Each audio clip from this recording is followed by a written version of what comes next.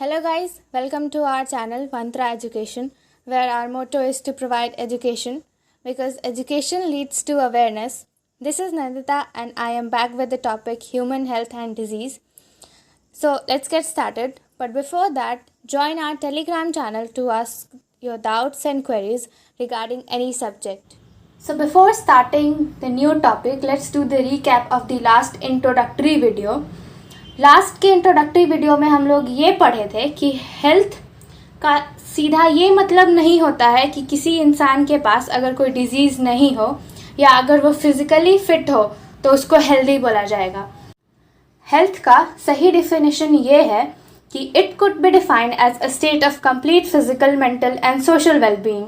मतलब कि अगर कोई इंसान फिज़िकल मतलब कि उसका बॉडी तंदुरुस्त है, उसका मेंटल मतलब उसका दिमागी हालत सही है और सोशल वेलबींग है मतलब कि वो इंसान किसी कोने में अकेले नहीं पड़ा रहता है, सबको हाय हेलो बोलता है, सबके साथ मिलता जुलता है, तो उसको हेल्दी बोला जाएगा।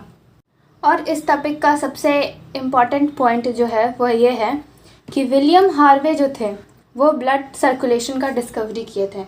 इसको 1 मार्कर के क्वेश्चन में पूछा जा सकता है।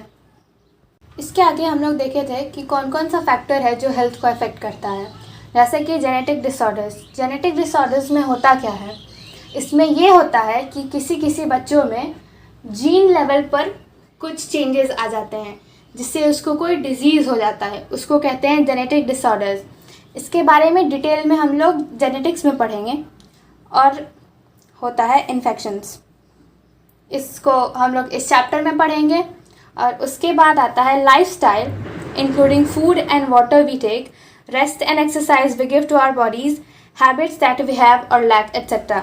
जैसे कि अगर हम साफ़ पानी पिएंगे, साफ़ खाना खाएंगे, खुद के बॉडी को रेस्ट देंगे, एक्सरसाइज करेंगे जिससे हम लोग का माइंड भी फ्रेश रहेगा और रीजनरेट होते रहेगा, तो उससे हम लोग का हेल्थ जो है वो ठीक रहेगा। उसके बाद हम लोग देखे थे डिज़ीज़ के बारे में।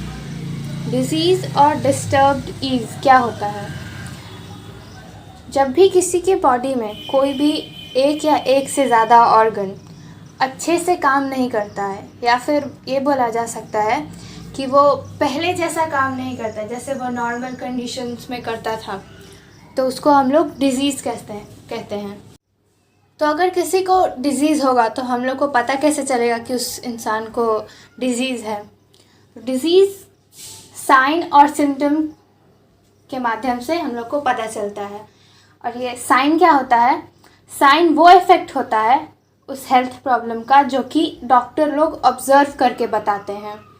और सिम्टम जो पर्सन फील करता है अंदर से कि हमको इस बॉडी पार्ट में पेन हो रहा है, सर दर्द है, उसको सिम्टम्स कहते हैं। अब ये जो डिज़ीज़ नामक चीज़ है ये 2 टाइप का होता है, इन्फेक्शियस और नॉन इन्फेक्शियस। इन्फेक्शियस वो होता है जो कि ईज़िली ट्रांसमिटेड होता है from one person to another, जो कि एक पर्सन से दूसरे पर्सन में आसानी से जा सकता है। जैसे कि अगर कोई छींक दिया और उसके सामने में अगर कोई खड़ा है और वह हाथ ढक के नहीं छींका तो उस पर्सन में जा सकता है। और दूसरा होता है नॉन इन्फेक्शियस जो कि ट्रांसमिट नहीं हो सकता है एक पर्सन से दूसरे पर्सन में। इन्फेक्शियस को हम लोग कम्युनिकेबल डिजीज़ भी कहते हैं और नॉन इन्फेक्शियस को नॉन कम्युनिकेबल। इन्फेक्शियस का एग्जाम्पल होता है AIDS, common cold, fever etcetera. और नॉन इन्फेक्शियस का एग्जाम्पल होता है cancer, heart disease, diabetes etcetera. अब ये जो हम एग्ज़ाम्पल लिखे हैं ये बोर्ड एग्ज़ाम में बहुत इम्पॉर्टेंट होता है और सिर्फ 1 या 2 एग्ज़ाम्पल लिखने से काम नहीं चलता है, 3 एग्ज़ाम्पल हर पॉइंट पे लिखना रहता है ताकि फुल मार्क्स मिले। तो ये आया हमारा आज का टॉपिक जो कि है कॉमन डिजीज़ेस इन ह्यूमंस। इसमें हम लोग को पढ़ना है पैथोजेंस के बारे में। पैथोजेंस होता क्या है, pathogens are the disease causing organisms जो कि हम लोग को डिजीज़ देता है। For example organisms belonging to bacteria, viruses, fungi, protozoans, helminths etcetera. ये सब जो ऑर्गेनिजम्स हैं ये पैथोजेंस का काम करते हैं। अब हेलमिंथस 2 टाइप का होता है, aschelminthes and platyhelminthes. Aschelminthes में राउंड वॉर्म्स आते हैं और प्लैटीहेलमिंथिस में फ्लैट वर्म्स। एस्केरहेलमिंथिस का एग्जाम्पल है एस्केरिस लुम्बिकॉइडिस और प्लैटीहेलमिंथिस का एग्जाम्पल है टीनिया सोलियम, जिसको कि टेप वर्म भी कहते हैं। नेक्स्ट टॉपिक है वो है हमारा वेक्टर। वेक्टर अब किसको कहते हैं? डिजीज ट्रांसमिटिंग और carrying agents are called vector. जो डिजीज़ को अपने साथ लेकर के कैरी करता है, जैसे हम लोग पर्स और वॉलेट कैरी करते हैं, वैसे ही ये वेक्टर डिजीज़ कैरी करता है। अब इसका एग्जाम्पल है mosquito, animals, human beings etcetera. अब इसके बाद आता है pathogenic organisms and diseases caused by them. तो पहला डिजीज़ हम लोग पढ़ेंगे टाइफाइड के बारे में। ये होता है एंडेमिक। एंडेमिक मतलब कि जो लोकली स्प्रेड हो सकता है। इसका अपोजिट वर्ड होता है पैंडेमिक, जो कि ग्लोबली स्प्रेड होता है। और ये टाइफाइड जो है वो बैक्टीरियल डिजीज़ है, मतलब कि कोई बैक्टीरिया के कारण से ये इंसानों में होता है। तो कॉजिंग एजेंट या पैथोजन इसका क्या होता है?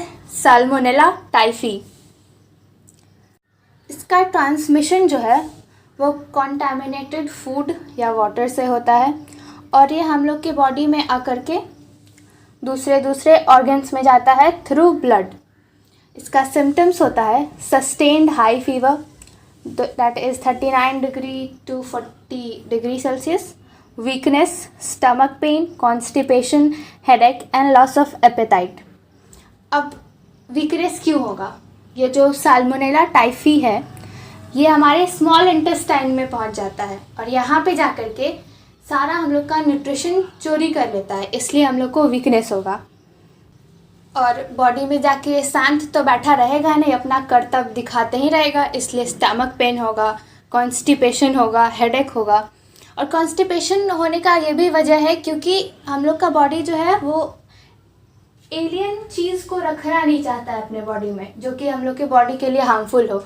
तो वो बाय वोमिटिंग और बाय स्टूल उसको निकालने का कोशिश करेगा, इसलिए कॉन्स्टिपेशन होगा। और अगर इसका जल्दी से इलाज नहीं हुआ तो इंटेस्टाइन में ये जा कर के छेद कर देगा और उससे इंसान का डेथ भी हो सकता है। So this was it for today's video. Make sure you join our Telegram channel. Link will be in the description. And if you liked the video, give it a big fat thumbs up. And do share it with your friends and subscribe. And don't forget to hit the bell icon. Thank you.